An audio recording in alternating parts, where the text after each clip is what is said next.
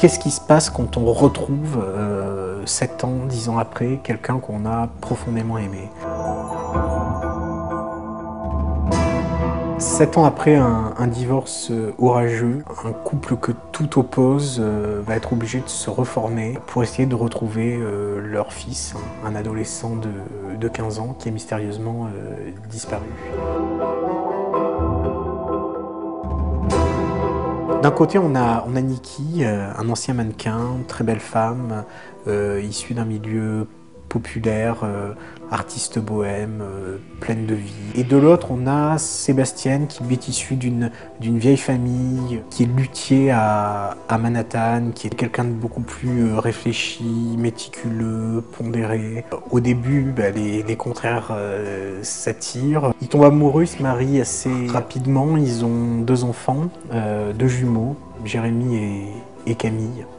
Et puis, le couple explose. Ils se quittent en très mauvais termes. Et alors la solution retenue, c'est une situation qui est très étrange, puisque chacun des parents obtient la garde d'un des jumeaux.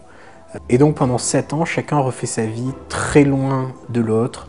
Ils ne se voient plus, ne se parlent plus, ils n'ont plus rien en commun.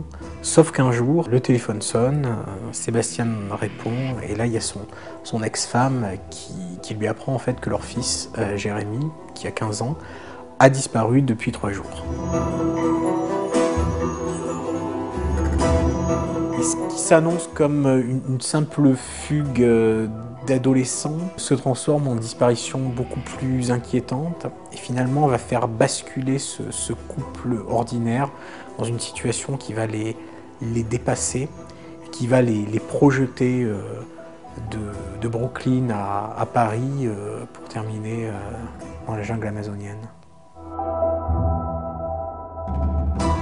C'est un thriller, mais vraiment irrigué par des moments de comédie assez nombreux. Prendre un couple qui se connaît par cœur, qui s'est quitté pour des raisons très précises, souvent pour une incompatibilité de caractère, et les remettre ensemble quelques années après, et voir ce qui se passe, en fait, c'est très stimulant, c'est très drôle, c'est très jouissif.